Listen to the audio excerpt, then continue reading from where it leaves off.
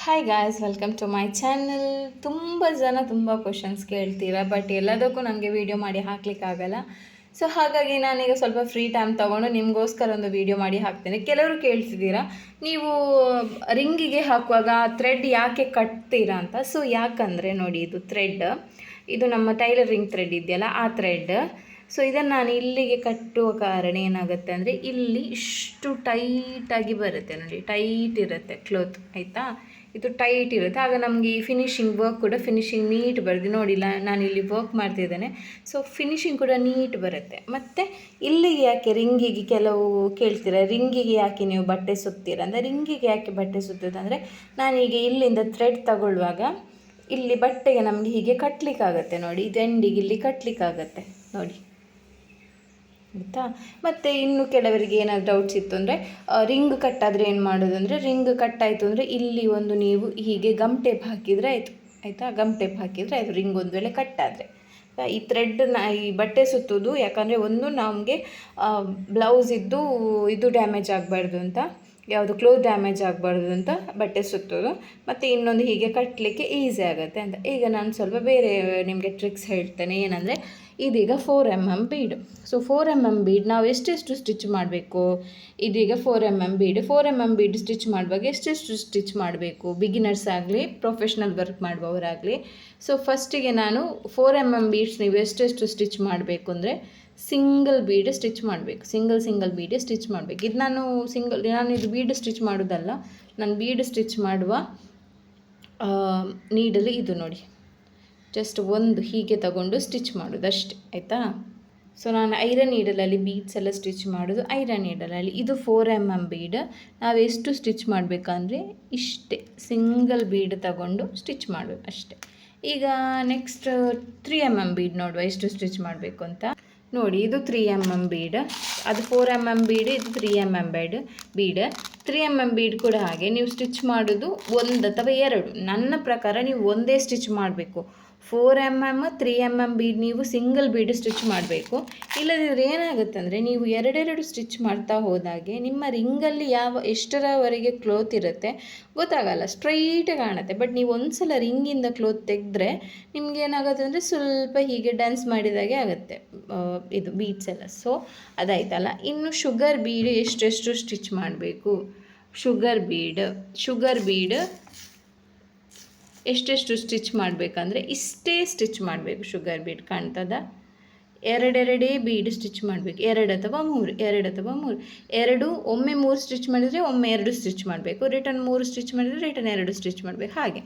ಇನ್ನು ನಾವು ನೀಡಲಿಗೆ ನೋಡಿ, ಈಗ ನಾನು ನೀಡಲಿದು ಡಿಫ್ರೆನ್ಸ್ ತೋರಿಸ್ತೇನೆ ನಿಮಗೆ ಶುಗರ್ ಬೀಡಲ್ಲಿ. ಈಗ ಇದು ನಾನು ತುಲಿಪ್ ನೀಡಲ್ ನೋಡಿ, 40 ನಂಬರ್ ತುಲಿಪ್ ನೀಡಲ್ ಆಗಲಿ, 23, 22 ಆಗಲಿ ಸೇಮ್ ಬರುತ್ತೆ. ಇದು ಸ್ವಲ್ಪ ಜಾಸ್ತಿ ಬರ್ಬೋದು ಅಷ್ಟೇ. ನೋಡಿ, ಇದು 40 ನಂಬರ್ ತುಲಿಪ್ ನೀಡಲ್ ನೋಡಿ, ತುಲಿಪ್ ಜಪಾನ್. ಸೊ ಈಗ ಇದರಲ್ಲಿ ನಾನು ಬೀಡ್ಸ್ ತೆಗಿತೇನೆ, ಎಷ್ಟು ಬರುತ್ತೆ ನೋಡಿ, ನೀವೇ ನೋಡಿ ಎಷ್ಟು ಬರುತ್ತೆ ಅಂತ. ಸೊ ಡಿಫ್ರೆನ್ಸ್ ಹೇಳ್ತೇನೆ ನಾನು ಎರಡು ನೀಡಲಿಗೆ. ಕೆಲವರು ಏನು ಮಾಡ್ತಾರೆ ಅಂದರೆ, ಐರನ್ ನೀಡಲಲ್ಲಿ ತುಂಬ ಕಷ್ಟ ಆಗುತ್ತೆ ಅಂತ ಸ್ಟಿಚ್ ಮಾಡಲಿಕ್ಕೆ ಇದನ್ನು ಯೂಸ್ ಮಾಡ್ತೀರಾ ನೀವು, ತುಲಿಪ್ ನೀಡಲನ್ನು ಬೀಡ್ ಸ್ಟಿಚ್ ಮಾಡಲಿಕ್ಕೆ. ಬಟ್ ನಿಮಗೆ ಫ್ಯೂಚರಲ್ಲಿ ಏನು ಪ್ರಾಬ್ಲಮ್ ಆಗುತ್ತೆ ಅಂದರೆ, ನೀವು ಯಾವಾಗ ಆರಿ ವರ್ಕ್ ಕಲಿತೀರ ನೋಡಿ, ಆಗ ಐರನ್ ನೀಡಲ್, ನಾನು ಜಾಸ್ತಿ ಪ್ರಿಫರ್ ಮಾಡೋದು ಐರನ್ ನೀಡಲ್ ಸ್ಟೂಡೆಂಟ್ಸಿಗೆ. ಸೊ ಕೆಲವರಿಗೆ ಕಷ್ಟ ಆಗುತ್ತೆ ಅಂತ ಅವರು ತುಲಿಪ್ ನೀಡಲಲ್ಲಿ ಬೀಡ್ಸ್ ಸ್ಟಿಚ್ ಮಾಡ್ತಾರೆ. ಸೊ ಇದರಲ್ಲಿ ನೋಡಿ, ನಿಮಗೆ 5 ಬೀಡ್ಸ್ ಹಿಡಿಯಿತು. ಸೊ ಇದರಲ್ಲಿ ನೋಡುವ ಎಷ್ಟು ಬೀಡ್ಸ್ ಹಿಡಿಯುತ್ತೆ ಅಂತ ನೋಡಿ. ಇದಕ್ಕೆ ನಾನು ಲೋಡ್ ಮಾಡ್ತಿದ್ದೇನೆ. ಕೆಲವು ಸ್ವಲ್ಪ ನೋಡಿ ಈ ರೀತಿ ಇರುತ್ತೆ ನೋಡಿ, ಎಷ್ಟು ಪಟ್ಟು ಜಾಸ್ತಿ ಬಂದಿದೆ ಬೀಡ್ಸ್, ನೀವೇ ನೋಡ್ಬೋದು ಇದರಲ್ಲಿ ಎಷ್ಟು ಪಟ್ಟು ಜಾಸ್ತಿ ಬಂದಿದೆ ನೋಡಿ ಬೀಡ್ಸ್. ಅದರಲ್ಲಿ 5 ಬೀಡ್ಸ್, ಇದರಲ್ಲಿ ನಾವು ಕೌಂಟ್ ಮಾಡುವ 3, 6, 9, 12, 15, 18, 21, 22 ಬೀಡ್ಸ್. ಇದು 5, ಇದು 22, 4 ಪಟ್ಟು ಜಾಸ್ತಿ ಇದಕ್ಕೆ ಬೀಡ್ಸ್ ಬಂದಿದೆ. ಆಗ ನಾವು ಈಗ ಹೇಳ್ತೀರಾ ನೀವು, ಒಂದೇ ಥರ ಅಲ್ವಾ ಮೇಡಮ್ ನೀವು ಸ್ಟಿಚ್ ಮಾಡೋದ್ರಲ್ಲಿ ಏನು ಡಿಫ್ರೆನ್ಸ್ ಇದೆ ಅಂತ. ಡಿಫ್ರೆನ್ಸ್ ಏನಂದರೆ, ನೀವು ಈ ನೀಡಲ್ ಯೂಸ್ ಮಾಡಿದರೆ ನಿಮಗೆ ತುಂಬ ಟೈಮ್ ಹಿಡಿಯುತ್ತೆ ವರ್ಕ್ ಮಾಡಲಿಕ್ಕೆ. ಯಾಕಂದರೆ ಇದು ಖಾಲಿ ಆದಮೇಲೆ ರಿಟರ್ನ್ ಫಿಲ್ ಮಾಡಬೇಕು. ಬಟ್ ಇದಲ್ಲ, ಇದರಲ್ಲಿ ನೀವು ವರ್ಕ್ ಮಾಡುವ 4 ಪಟ್ಟು ಟೈಮ್ ಇದರಲ್ಲಿ ಉಳಿಯುತ್ತೆ. ಯಾಕಂದರೆ 4 ಪಟ್ಟು ನಿಮಗೆ ಇದರಲ್ಲಿ ಶುಗರ್ ಬೀಡ್ ಜಾಸ್ತಿ ಬರುತ್ತೆ ನೋಡಿ, ಅಲ್ವಾ. ಸೊ ಅಷ್ಟೇ ಡಿಫ್ರೆನ್ಸ್ ಅಷ್ಟೇ. ಮತ್ತು ಇನ್ನೊಂದು ನಿಮಗೆ ಟಿಪ್ಸ್ ಏನಂದರೆ, ಸೊ ಈಗ ನೀವು ಬಿಗಿನರ್ಸ್, ನಾವು ಹೇಗೆ ಬೀಡ್ಸ್ ತಗೊಳ್ಬೇಕು ನೀಡಲಿಗೆ ಅಂತ. ನೀವು ಬಿಗಿನರ್ಸ್ ಆಗಿದ್ದರೆ ಜಸ್ಟಿಗೆ ಕಲಿತೊಂದು 6 ಮಂತ್ ಆಗಿದ್ದಷ್ಟೇ, ಅಂದರೆ 1 to 6 ಮಂತ್ ಆಗಿದ್ದರೆ ನೀವೇನು ಮಾಡಬೇಕಂದ್ರೆ ಹೀಗೆ ನೀಡಲಲ್ಲಿ ಬೀಡ್ಸ್ ತೆಗೆಯುವಾಗ ಎಷ್ಟು ತೆಗಿಬೇಕಂದ್ರೆ ಇಷ್ಟೇ, ಒಂದು ನೀಡಲ್ನ ಹಾಫ್ ಅಥವಾ ಕಾಲು ಅಷ್ಟೇ, ಕಾಲು ಭಾಗ ಅಥವಾ ಹಾಫ್ ಭಾಗ ಅಷ್ಟೇ ನೀವು ಬೀಡ್ ತಗೊಂಡು ಇಲ್ಲಿ ಸ್ಟಿಚ್ ಮಾಡಬೇಕು. ನೀವು ಒಂದು ವೇಳೆ ಬಿಗಿನರ್ಸ್ ಆಗಿದ್ರೆ, ನೀವೀಗ ಕಲಿತಿದ್ರೆ, ಸೊ ನೀವು ಶುಗರ್ ಬೀಡನ್ನು ಎಷ್ಟು ತೆಗಿಬೇಕಂದ್ರೆ ಇಷ್ಟೇ, ಇಷ್ಟು ಬೇಡ, 3 ಬೀಡ್ಸ್ ತಗೊಳ್ಬೇಕು ನೀಡಲಿಗೆ, ಆಯಿತಾ. ಸೊ ನೀವು ಪ್ರೊಫೆಷ್ನಲ್ ಆಗಿ ವರ್ಕ್ ಮಾಡೋದಂದರೆ ಫುಲ್ ತಗೊಳ್ಬೋದು, ಈಗ ನಾನು ತಗೊಳ್ತೇನಲ್ಲ, ಸೊ ಹಾಗೆ ಫುಲ್ ಬೀಡ್ಸ್ ತಗೊಳ್ಬೋದು. ನೋಡಿ, ಫುಲ್ ಬೀಡ್ಸ್ ತಗೊಂಡು ಹೀಗೆ ಹಿಡಿದು ಸ್ಟಿಚ್ ಮಾಡಬೇಕು. ನೀವು ಬೀಡ್ಸ್ ಸ್ಟಿಚ್ ಮಾಡುವ ಮೆಥಡ್ ಯಾವುದಂದರೆ, ನೀವು ಹೀಗೆ ಇಟ್ಕೊಳ್ತೀರಲ್ಲ, ಈ ಲಾಸ್ಟ್ ಫಿಂಗರಿಗಿಂತ ಅದರ ಫಸ್ಟ್ ಫಿಂಗರ್ ಇದೆಯಲ್ಲ ಅದನ್ನು ಹೀಗೆ ಇಟ್ಕೊಂಡು, ಯಾವುದು ಇದು ರಿಂಗ್ ಫಿಂಗರ, ಅದನ್ನು ಇಟ್ಕೊಂಡು ಹೀಗೆ ಸ್ಟಿಚ್ ಮಾಡಬೇಕು, ಆಯಿತಾ.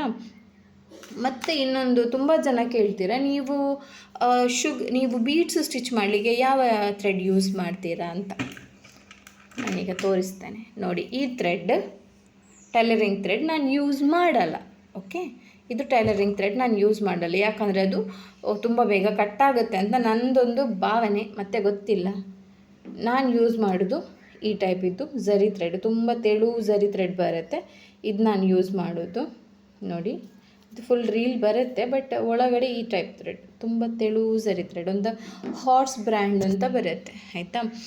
ಈಗ ನೆಕ್ಸ್ಟ್ ಏನಂದರೆ ಸ್ಟೋನ್ ಸ್ಟಿಕ್ ಮಾಡೋದು ಹೇಗೆ ಅಂತ. ನಾವು ಗಮ್ ಹಾಕ್ತೇವಲ್ಲ, ಈಗ ಇಲ್ಲಿ ಸ್ವಲ್ಪ ಸ್ಟೋನ್ ಇತ್ತು, ಇಲ್ಲಿ ನಮಗೆ ಈಗ ಸ್ಟಿಕ್ ಮಾಡಬೇಕು. ಆಗ ಏನು ಮಾಡಬೇಕಂದ್ರೆ ನಾವು ಹೀಗೆ ಕೈಯಲ್ಲಿ ತೆಗೆದು ಹಾಕಿದರೆ ಏನಾಗುತ್ತೆ ಅಂದರೆ ರಿಟರ್ನ್ ನಮ್ಮ ಕೈಗೆ ಅಂಟಿಕೊಳ್ಳುತ್ತೆ ಈ ಸ್ಟೋನ್. ಸೊ ಅದಕ್ಕೋಸ್ಕರ ಏನು ಮಾಡಬೇಕಂದ್ರೆ ಈ ನೀಡಲ್ ಬರುತ್ತಲ್ಲ, ನೀಡಲ್ನ ಬ್ಯಾಕ್ ಸೈಡಿಗೆ ಸ್ವಲ್ಪ ಗಮ್ ಹಾಕಿ, ಇಲ್ಲಿ ಗಮ್ ಇರುತ್ತಲ್ಲ ಅಲ್ಲಿ ಸ್ವಲ್ಪ ಗಮ್ ತೆಗೀರಿ, ಇಲ್ಲಿ ಸ್ಟೋನ್ ಇದ್ದರೆ ಈ ಸ್ಟೋನ್ನ ತೆಗೆದು ಹೀಗೆ ಇದನ್ನು ಯೂಸ್ ಮಾಡಿ ಅಷ್ಟೇ. ಯಾವ ಸ್ಟಿಕ್ ಯೂಸ್ ಮಾಡಬೇಕು ಅಂತಿಲ್ಲ, ನೀವು ಯೂಸ್ ಮಾಡುವಂತಹ ನೀಡಲ್ ಇದು ಬ್ಯಾಕ್ ಸೈಡೇ ಯೂಸ್ ಮಾಡಿದರೆ ಇದು ಅಷ್ಟೇ, ಆಯಿತಾ. ಇದು ನಿಮಗೊಂದು ಟಿಪ್ಸ್, ನಾನಿವತ್ತು ಸ್ವಲ್ಪ ಫ್ರೀ ಇದ್ದೇನೆ, ಸೊ ಹಾಗಾಗಿ ನಿಮಗೆ ವರ್ಕ್ ಮಾಡುವಾಗಲೇ ಒಂದೊಂದು ಟಿಪ್ಸ್ ಕೊಡ್ತಾ ಇದ್ದೇನೆ.